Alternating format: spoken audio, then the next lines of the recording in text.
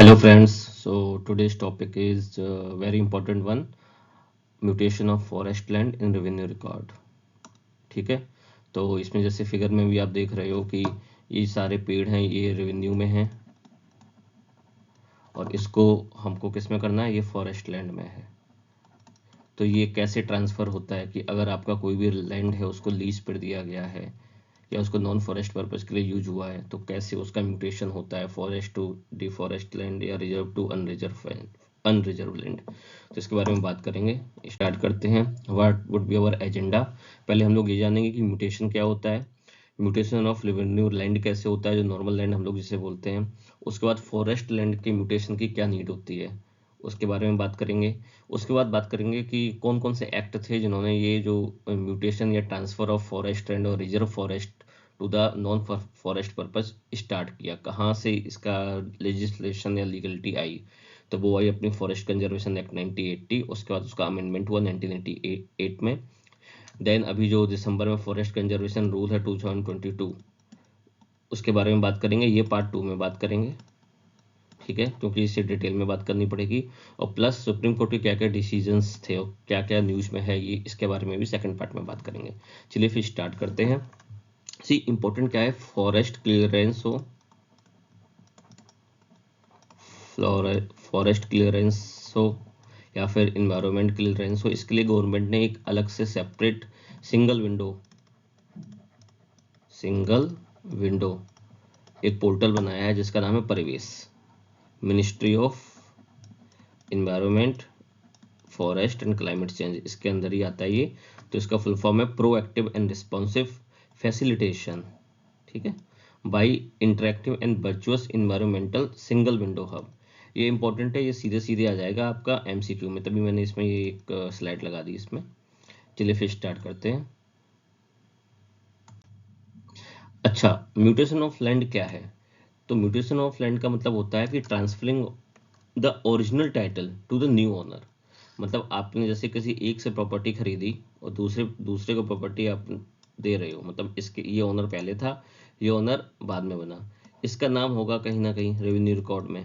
तो जो वी होगा उसका रजिस्ट्रेशन तब तक कंप्लीट नहीं माना जाएगा जब तक कि वो रेवेन्यू रिकॉर्ड में उस प्रॉपर्टी के अगेंस्ट में अपना नाम नहीं लिखवा लेता है।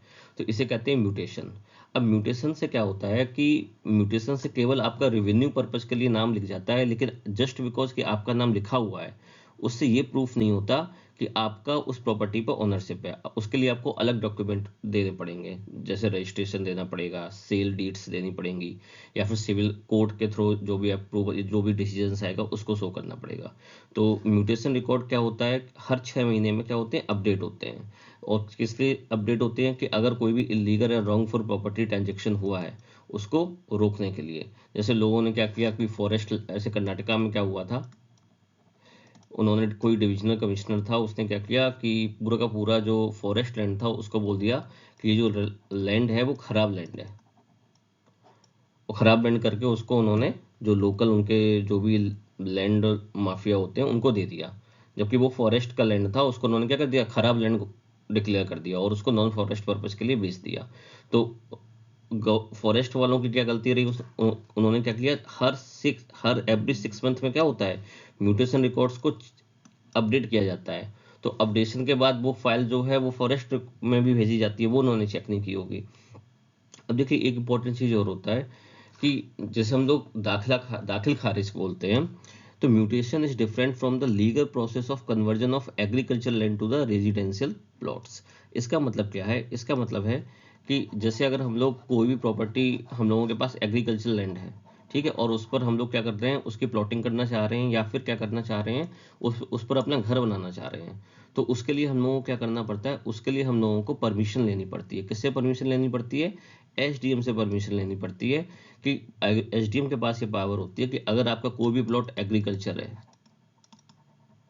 ठीक है, तो उसको वो उसका नेचर और टाइप एसडीएम चेंज करेगा, किसमें, रेजिडेंशियल में। तब आप उस पर क्या कर सकते हो, अपना घर बना सकते हो या फिर घर बनाने के लिए हाउसिंग लोन लोग ले सकते हैं उस पर। ठीक है, तो ये इंपॉर्टेंट है। और ये किसके अंतर्गत आता है, सेक्शन 143, जो यूपी का जमींदारी एवोल्यूशन एक्ट था, लैंड रिकॉर्ड जो 1950 वाला था। ठीक है, तो ये भी आप याद रखिएगा कि ये वाली जो चीज़ है जब जो आप एग्रीकल्चर से रेजिडेंशियल में कन्वर्ट करा रहे हो उसके लिए सेक्शन 143 को फॉलो करते हो। ये जो होती है डिफरेंट होती है किससे, म्यूटेशन ऑफ लैंड से। ठीक है, तो म्यूटेशन ऑफ लैंड क्या हुआ, सीधे सीधे आपने क्या किया, जो ओरिजिनल टाइटल था उस पर जो नया ओनर है उसका नाम रजिस्टर्ड करा दिया फॉर द रेवेन्यू रिकॉर्ड। ठीक है, और जो म्यूटेशन है उससे आपका क्या होता है कि आपका ओनरशिप राइट ना तो जाती है ना ही आती है, केवल एक रिकॉर्ड के लिए होता है। ओके, अब आते हैं कि म्यूटेशन ऑफ फॉरेस्ट लैंड की नीड क्या हुई। ठीक है, अब आप देखो इसमें न्यूज़ देख रहे होगे, पहली न्यूज़ क्या है, पहली न्यूज़ देखो ये देखिए कर्नाटका में क्या हुआ, activist approaches court to remind government to ensure mutation of forest land in Shivamogga. ठीक है, अब इसमें क्या है, फॉरेस्ट लैंड के म्यूटेशन का इंश्योरेंस जरूरी क्यों है कि अगर आप, गवर्नमेंट क्या होती है जनरली लीज पर देती है फॉरेस्ट लैंड को, फॉरेस्ट लैंड को लीज पर देती है, तो उसमें क्या होता है कि जो भी लीज पर जिसके नाम की है वो उस पर लोन नहीं ले सकता है, लोन नहीं दे सकता है, तो फिर जो भी जैसे आपको माइनिंग के लिए दी गया, ठीक है, तो माइनिंग के लिए आपके पास फॉरेस्ट लैंड तो आ गया, लेकिन आप उस लैंड पर लोन नहीं दे सकते हो। ठीक है, लेकिन लोग क्या करते हैं रेवेन्यू रिकॉर्ड में, जैसे मैंने ऐसे केस किया था, उसको खराब लैंड दिखा के उसका नॉन फॉरेस्ट पर्पज के लिए उस पर लोन भी ले लेते हैं। तो ये सब चीज़ें रोकने के लिए गवर्नमेंट ने, इन्होंने ये एक्टिविस्ट थे उन्होंने कहा कि भाई, गवर्नमेंट से बोला कि भाई अपना फॉरेस्ट लैंड का जो है म्यूटेशन आप करा लो, ये जरूरी है। अब फॉरेस्ट लैंड क्या होता है कि कन्वर्टेड होता है किसमें, नॉन फॉरेस्ट लैंड के लिए डेवलपमेंट प्रोजेक्ट कौन कौन से, जैसे माइनिंग हुआ, डैम हुआ, ब्रिजेज हुए, रोड्स हुई, और अगर इमरजेंसी केसेस हुआ तो हाउसिंग। ठीक है, इन सब केसेस के लिए क्या होता है, फॉरेस्ट लैंड क्या होता है, नॉन फॉरेस्ट पर्पज के लिए कन्वर्ट हो सकते हैं। ठीक है, लेकिन इसमें उनका ओनरशिप नहीं आ जाती जिनको वो लोग देते हैं। और अपोजिट में देखें तो आप लोगों को पता है कैंपा के अंतर्गत जो कंपनसेटरी या फॉरेस्टेशन होता है, तो अगर आप कोई नॉन फॉरेस्ट लैंड को क्या करते हो, फॉरेस्ट लैंड में भी कन्वर्ट करते हो। ठीक है, तो उसमें भी आपको म्यूटेशन चाहिए, रिकॉर्ड पे चाहिए कि भाई ये जो लैंड था पहले नॉन फॉरेस्ट लैंड था, इसमें हम लोग एफॉरेस्टेशन कर रहे हैं और ये फॉरेस्ट लैंड हो चुका है। तो इससे होता क्या है कि ये जितने भी ट्रांसफर हैं ये फाइनेंशियल रिकॉर्ड्स में जाने जरूरी क्यों है, क्योंकि जिससे प्रॉपर मैनेजमेंट हो और कोई भी जो इंक्रोचमेंट है वो अवॉइड हो।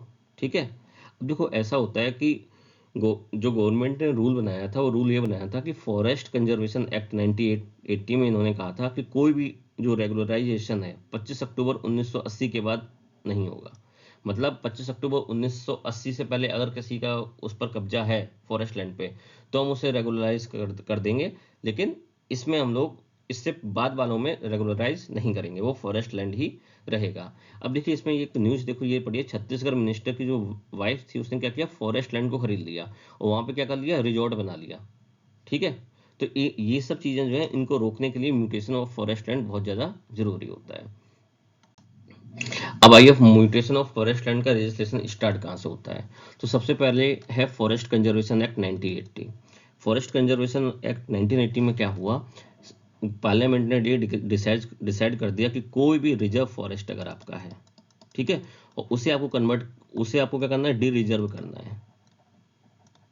ठीक है, तो वो स्टेट गवर्नमेंट नहीं कर सकती है। ठीक है, या फिर स्टेट गवर्नमेंट के अंडर कोई भी अथॉरिटी अगर गवर्नमेंट की है तो वो भी नहीं कर सकती है। आपको क्या करना पड़ेगा, सेंट्रल गवर्नमेंट से अप्रूवल लेना पड़ेगा। ठीक है, उसके बाद उसने कहा कि कोई भी रिजर्व फॉरेस्ट का कोई भी जो पार्ट है या रिजर्व फॉरेस्ट का कोई भी है वो नॉन फॉरेस्ट पर्पज के लिए यूज नहीं होगा। ये भी इन्होंने फॉरेस्ट कंजर्वेशन एक्ट में बोला। फिर उन्होंने कहा कि इन दोनों पॉइंट पर अप्रूवल देने के लिए सेंट्रल गवर्नमेंट को एडवाइस कौन देगा, एक एडवाइजरी कमेटी हम बनाएंगे वो इसको एडवाइस देगी।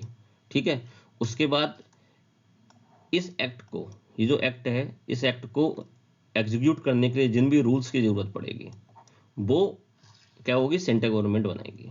ठीक है, फॉरेस्ट कंजर्वेशन एक्ट में ये पॉइंट दिए गए। ठीक है, उसके बाद फिर different different forest conservation rules बने, हैंडबुक बनी, और आगे इनको डिटेल में और ज़्यादा एक्सप्लेन करने के लिए इसका एक अमेंडमेंट लाया गया। अमेंडमेंट जो लाया गया उस अमेंडमेंट में क्या बोला गया कि स्टेट गवर्नमेंट जो है वो can not lease out any forest land to the private identity without prior approval of central government. ठीक है, मतलब आप रिजर्व फॉरेस्ट से रिजर्व भी नहीं कर सकते हो, प्लस कोई भी फॉरेस्ट लैंड को लीज पर भी नहीं दे सकते हो बिना सेंट्रल गवर्नमेंट को एडवाइस लिए, बिना उसके अप्रूवल के। ठीक है, दूसरा, अगर आप री और एफॉरेस्टेशन के लिए भी अगर आप कोई लैंड लीज आउट करना चाहते हो तो कोई भी ऑर्डर स्टेट गवर्नमेंट पास नहीं कर सकती है इस टाइप का। किस टाइप का स्टेट ऑर्डर कि आप वहाँ के जो नेचुरल ग्रोन ट्रीज हैं उनको क्लियर कर दो। मतलब इस पॉइंट का कहने का मतलब ये है कि हम मेरे पास कोई एक लैंड है, ठीक है, उसमें हम री एफॉरेस्टेशन कर रहे हैं, लेकिन उसमें जो नेचुरली ग्रोन जो फॉरेस्ट है उसको हमने क्या किया, हटा दिया और उसकी जगह अपने मन से पेड़ लगा दिए। तो ये भी आप स्टेट गवर्नमेंट नहीं कर सकती है अपने मन से। ये कोई री एफॉरेस्टेशन नहीं हुआ कि आपने पहले से जो नेचुरली जो पेड़ लगते हैं उनको हटा के अपने मन से पेड़ लगा दिए, ये भी नहीं कर सकते हो। प्लस इसमें इन्होंने ये कहा कि नॉन फॉरेस्ट पर्पज का मतलब क्या हुआ। तो कुछ लोगों ने कहा कि भाई अगर हम प्लांटेशन कर रहे हैं, टी का हुआ, कॉफ़ी का हुआ, रबर का हुआ, इनका हम प्लांटेशन कर रहे हैं, उसमें भी तो पौधे लगते हैं, तो गवर्नमेंट ने मना कर दिया नहीं ये भी नॉन फॉरेस्ट में आएगा। आप हॉर्टिकल्चर कर रहे हो वो भी नॉन फॉरेस्ट में आएगा। आप कोई मेडिसिनल प्लांट का कल्टीवेशन कर रहे हो वो भी नॉन फॉरेस्ट यूज में आएगा। फिर मैं नेक्स्ट पार्ट में बताऊंगा कि इनमें भी कुछ एक्सेप्शन है कि किस तरह के प्लांट आप लगा सकते हो जो फॉरेस्ट रूल में, फॉरेस्ट यूजेस में उसको मान लिया जाएगा। तो कुछ जैसे आपका सुदर्शन का पेड़ हुआ या तुषार कल्टीवेशन हुआ, ये कुछ कल्टीवेशन है, इन पे कुछ कंडीशंस हैं कि अगर आप इनका प्लांटेशन कर रहे हो या इनको कल्टीवेट कर रहे हो तो वो फॉरेस्ट यूजेस में आ सकते हैं। डिटेल में मैं इसके पार्ट 2 में बताऊंगा। कोई भी infrastructure work necessary for management of forest like check post, fire lines, pipelines are not non forest use.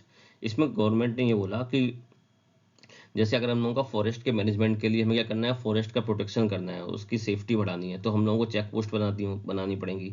Check post बनाने के लिए अगर हम लोगों को पेड़ों को काटना पड़ रहा है तो वो नॉन फॉरेस्ट पर्पज में नहीं आएगा। अगर हम लोगों को फॉरेस्ट फायर से बचाने के लिए एक फायर लाइन खींचनी है, तो फायर लाइन आपको पता है क्या होता है, फायर लाइन ये होता है कि जैसे ये पेड़ लगे हैं, ठीक है, फॉरेस्ट अगर फॉरेस्ट जो है इस साइड से फॉरेस्ट फायर आती है तो ये लोग क्या करते हैं, कुछ एरिया जो होता है वो उसको खाली कर देते हैं, यहाँ पे जितने भी पेड़ हैं उनको काट देते हैं।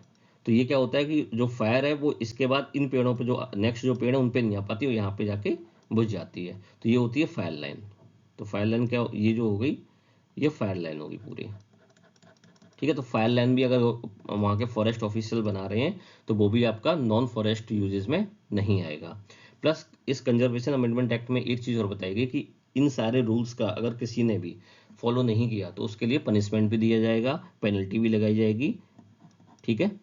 तो ये जो 2 पॉइंट थे ये बहुत ही इंपॉर्टेंट पॉइंट थे।